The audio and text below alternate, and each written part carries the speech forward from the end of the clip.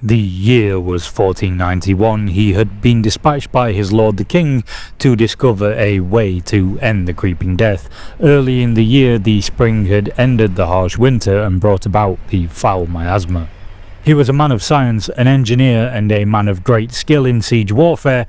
Trusted by the king, he had been instructed to explore any and all possibilities to end this nightmare. Keeping meticulous notes, he had been tracking the rise of the creeping death for many months now.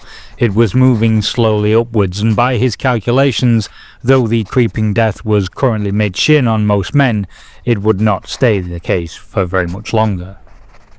He had quickly deduced that the man-made structures of any kind were the best way to avoid being assailed by the withering mist, and had dispatched a carrier pigeon to his lords and ladies of the king's domain, and even those beyond in search for answers. Due to the nature of the creeping death's rise, the livestock, farmlands, crops, and almost all animal life had been exterminated, it seemed.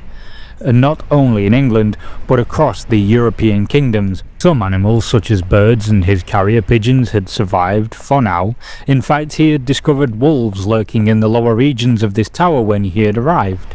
Fortunately, a vial of the concentrated creeping death, a few choice crossbow bolts, and a well-laid trap he had lured the beasts into had supplied him with pelts and meat enough for a few weeks' provisions in the heights of this tower. He had laboured here for many weeks, though he knew the rise of the creeping death would mean that soon he would need to move on. He had calculated with grim certainty the effects that the creeping death would have over the coming months and years if it were not stopped. In 1491 it was at mid-shin, yes, but day by day it rose ever so slightly. By the middle of 1492 it would be above the height of any currently surviving child, and those not able to get to higher ground would perish. Usually the growth patterns of children would have kept many of them out of the reaches of the suffocating smoke, but with famine so widespread, provisions so scarce, and the cruel brutality of this new world, children's growth rates would slow or stop almost entirely. This would be alarming on its own, but it was only a sign of a far more horrifying fate to come. By 1493 the creeping death would be around chest height for most men, head height for most women. By 1494, well, that would signal the death of almost all life as we know it, save for those who had managed to reach the highest towers with well-stocked provisions and some way of collecting fresh water. Even his most optimistic calculations put the survival of the last living things on Earth being mid-1495 at the very latest, although almost everything would have been killed before the close of 1494. All this meant that he and others like him had but 5 years since the earliest reports of the creeping death's emergence to reverse or at least halt its rise and save humanity from this suffocating fate. He had received news from the University of Rothenburg telling him of soil towers in northern Europe where it was rumoured some knew of the creeping death's arrival. The Alps had sent word that the royalty of the region were able to band together, securing fortresses in the fresher air of the mountains. They had devices that could capture rainwater, and some of the smartest minds such as his were working on a solution. In his youth he had met Leonardo da Vinci and seen his completed schemata on the flying machines he envisaged in 1487. In truth, he thought many of them were preposterous. The corkscrew flyer, for example, stretched the imagination. He knew birds, however, and those designs, which planned to mimic the flight of a bird's wings, were of far greater promise and fascination to him. It was to these he was turning now, fashioning his own designs based on the principles of Da Vinci. Were he to supply the king a means of greater and faster travel safely within the air, he would be rewarded handsomely.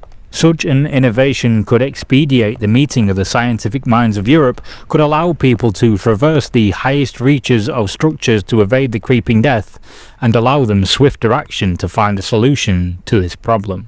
While he thought Da Vinci's designs were fanciful, it was to his greater, refined mind he turned now to bring these concepts to reality. Dispatching a carrier pigeon, he meant to inform the king that testing of the device was about to be undertaken, and he would report in a few days more to inform the king of the success of the endeavour, perhaps even by flying to him for himself. He made sure to traverse back down the tower, unlock its main doorway. This would ordinarily leave his supplies of food and water vulnerable, but he had laid traps along the course of the tower's ascent. Blacksmith bellows filled with the creeping death lay beneath slabs of the tower's stonework. Tripwires linked to the triggers of head-height crossbows were scattered at doorways and spiral staircases. He had even removed sections of the floor to allow for the drop of a man into a pit of spikes, or covered over bear traps with straws and fallen tapestries, so as to ensnare any would-be assailants.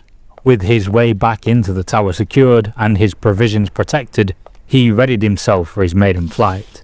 Slowly, clumsily making his way to the edges of the tower's ramparts, he felt a slight unease at the thought of what he was about to do.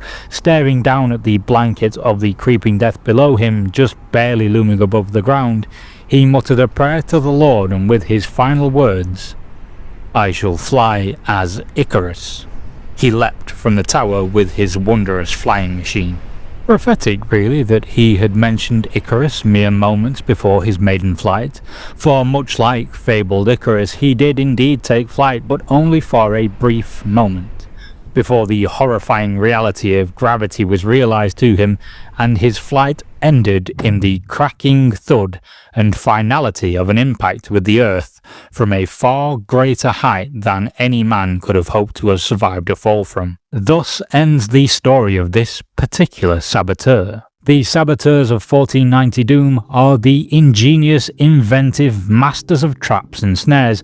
They are fast-moving, lightly armoured, and though they may be feeble in combat and defensiveness, they make up for this with the abilities such as laying lethal traps, greater skill in opening resource caches and throwing grappling lines, even having the ability to weaponize the creeping death to your Doom Company's advantages.